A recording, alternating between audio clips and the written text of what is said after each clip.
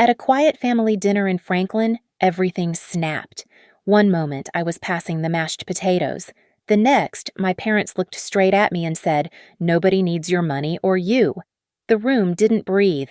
My sister nodded, almost relieved to finally say it out loud. I felt the air collapse around me like the whole table had already rehearsed this moment without me. I didn't argue. I didn't cry. I stayed silent. Because while they thought they were cutting me out, they had no idea what that silence really meant, or what I was about to do next. And trust me, none of them saw it coming.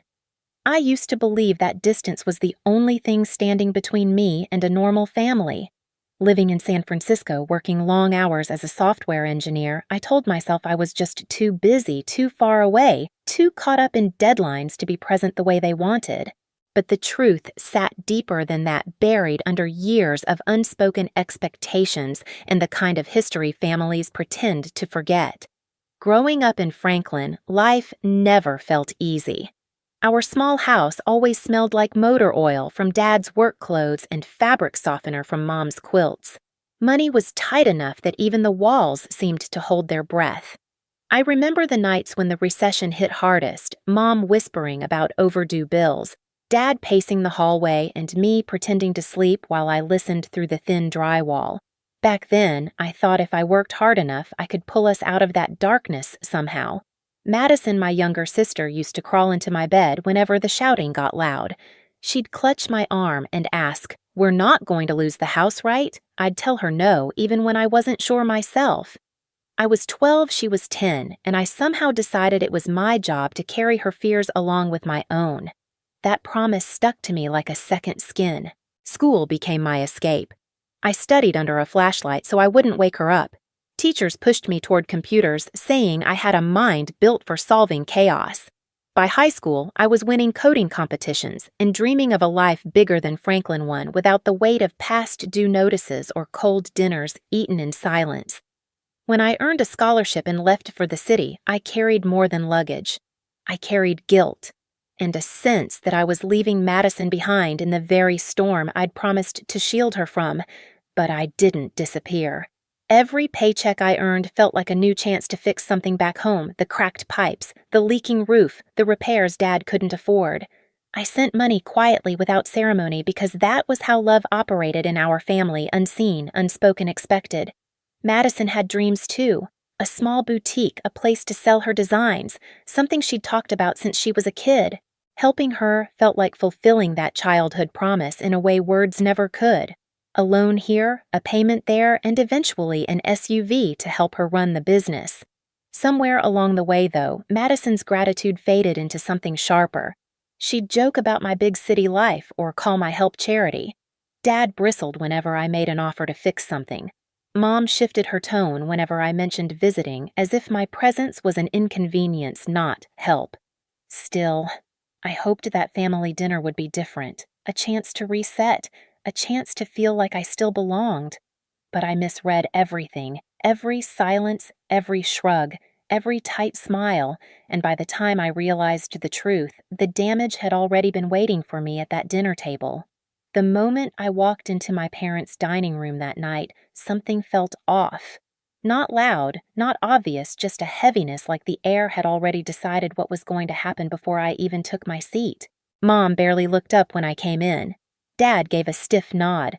Madison flashed a smile that didn't reach her eyes, the same practiced one she used when she wanted to hide irritation behind politeness. I tried to ignore it. I asked about work, about the boutique, about how they'd been holding up. Each answer was short-clipped like they were checking off boxes in a script they didn't want to perform.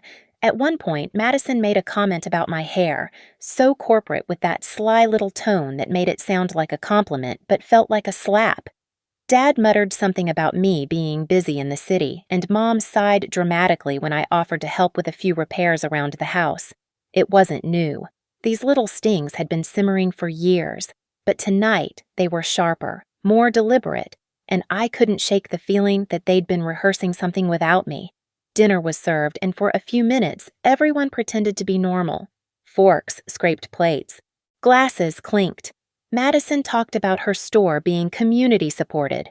Her words pointed as if rewriting history right in front of me. I almost corrected her but swallowed it. I'd told myself I came to reconnect, not to argue. Then it happened. Dad set down his fork. The sound was too loud in the quiet room. He looked straight at me, expression hard, almost resentful. "We don't need your money, Kimberly. Mom didn't miss a beat. Or you." She added the words, sliding out, smooth practiced. For a second, I just blinked. I thought I misheard. My ears rang. My chest tightened. The room tilted ever so slightly. But then Madison leaned back in her chair, crossed her arms, and said it. "She's right. Nobody needs your money or you." It wasn't a whisper. It wasn't hesitation. It was agreement. Cold. Final. Like she'd been waiting for someone else to say it first. I looked around the table, searching for any flicker of doubt, any sign that someone might speak up for me. But every pair of eyes avoided mine. That was the moment everything snapped, not because they rejected me, but because I finally understood they'd already decided I didn't belong, and they'd decided it long before I ever sat down at that table. I didn't remember standing up from the table. One moment Madison's words were echoing in my head, and the next I was outside on the porch, breathing in the cold Tennessee night, as if it could wash the sting off my skin. The air tasted like winter, sharp, metallic nothing, like the warmth I used to imagine when I pictured home. I leaned against the railing, letting the silence settle. I stayed silent, not because I agreed with them, but because if I opened my mouth, I wasn't sure whether I would scream or break. I walked to my car without looking back. No one followed. Not Mom, not Dad, not Madison. For years, I had been their emergency fund, their fixer, their safety net. And now, in the moment I needed even an ounce of empathy, the entire table stayed seated like my absence made dinner easier. At the hotel, the room felt too clean, too quiet, like a blank page I didn't know how to fill. I sat on the edge of the bed, replaying their voices, their expressionless faces, the way Madison didn't even flinch when she echoed, "Nobody needs you." I pressed my palms against my eyes until stars burst. Then my phone buzzed. Elena Cook. She wasn't someone who called casually. She knew I didn't like surprises. I answered with a shaky breath. "Kim, did something happen tonight?" Her voice was cautious, almost bracing. I swallowed. "Why you need to check Madison's Instagram. Right now." My stomach tightened. I opened the app, searched my sister's page, and felt the last bit of hope drain out of me. There she was standing inside her boutique, smiling like her life was a fairy tale captioned, "Built this empire from nothing." Self-made and proud. Post after post said the same thing. No mention of the payments I'd sent home. No mention of the inventory loan. No mention of the SUV she drove that was still under my name. Just Madison, the town's self-made star, basking in praise that wasn't hers alone. "That's not even the worst part," Elena said. Her friend Erica commented that she never took a handout. People in Franklin believe every word. Something in me shifted. The anger I felt at dinner sharpened, crystallized into clarity. I wasn't just rejected. I was erased. I opened my laptop. My fingers hovered above the keyboard, trembling, but not from hurt anymore. From certainty. If they didn't need my money, if they didn't need me, then I didn't need to keep holding everything together. I searched for the SUV's title first, then the loan papers for Madison's store. Payments, bills, transfers, years of quiet support staring back at me in cold, undeniable lines. And for the first time that night, I didn't cry. I didn't fall apart. I just sat there breathing steady, realizing something they never expected. Silence wasn't surrender. It was the beginning of my pushback. I barely slept that night, not because I was crying, those tears had dried hours ago, but because my mind had shifted into a place I hadn't visited in years. A place of precision strategy clarity. The same part of me that once solved coding puzzles at midnight now examined every thread of my family's narrative and realized exactly where to pull. By sunrise, the sky outside my hotel window was washed in pale orange. Franklin was waking up coffee brewing trucks, starting people strolling into diners, but I felt strangely detached, as if I were observing someone else's town, someone else's life. I didn't bother going to my parents' house. I opened my laptop instead. Step 1. The SUV. The black SUV Madison loved flaunting posing next to it for her girl boss posts was still legally under my name. I had bought it outright, thinking it would help her deliver inventory, attend vendor markets, and build her boutique. I remember the look on her face when I handed her the keys. Gratitude, awe, the kind you can't fake. Funny how quickly that kind of gratitude erodes when pride takes over.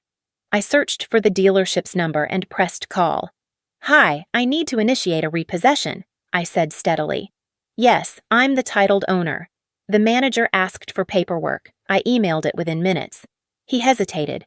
"Do you want to give notice?" "No," I replied. "Just retrieve it. Today." A strange calm washed over me. Not victory, not spite. Just release. While waiting for confirmation, I opened another tab. Step 2. The boutique loan. Thread and willow. Madison's self-made empire only existed because years ago she'd called me sobbing, terrified she'd never achieve her dream without help. And I, in all my guilt-bound devotion, had co-signed a loan big enough to break her if anything ever went wrong. It was time to let it go wrong. I drafted an email to the bank. I will no longer be making payments on the shared loan. Please redirect all notices to the primary borrower. I hovered over send for less than a second. Click. Consequences weren't cruelty. They were clarity. Not even 30 minutes later, the dealership called back. "We've picked up the vehicle." Just like that. One piece of Madison's facade removed. I didn't smile. Not yet. I closed the laptop and breathed in the stillness of the hotel room. There was a lightness in my chest, unfamiliar, but welcome, like something heavy had finally cracked loose. A knock startled me. It was Elena. She stepped inside and locked the door behind her. "Kim, people are talking," she said quietly. "The SUV got taken from Madison's driveway, and the bank called her about missed payments." I raised an eyebrow. Already she's freaking out, posting cryptic stories, deleting comments. "Let her," I said. Elena sat beside me, studying my face. "Are you okay?" Truly, I thought about it. Really thought about it. "I'm done being her safety net," I said. "If that breaks her facade, she built it too thin." Elena let out a breath that sounded like relief. Good, but the day wasn't done. By late afternoon, chaos bloomed across Franklin like wildfire. A friend texted Elena screenshots from the town's community page. Did Madison lose her SUV? Thought she bought that herself. Heard her boutique might not make rent. Self-made, guess not. People who praised her yesterday were now dissecting her story, comparing timelines, realizing pieces didn't add up. The praise became suspicion. The suspicion became gossip. And gossip in a small town becomes reality. Then another text came, this time from Daniel, my cousin. "You might want to know. Madison's at the boutique crying. Scott's yelling. People are watching." I didn't rush over. I didn't crave the spectacle. But I needed closure. So I went. Thread and willow looked smaller than I remembered, like the paint had dulled overnight. I stepped inside without making a sound. Madison and Scott were mid-argument, voices low but heated.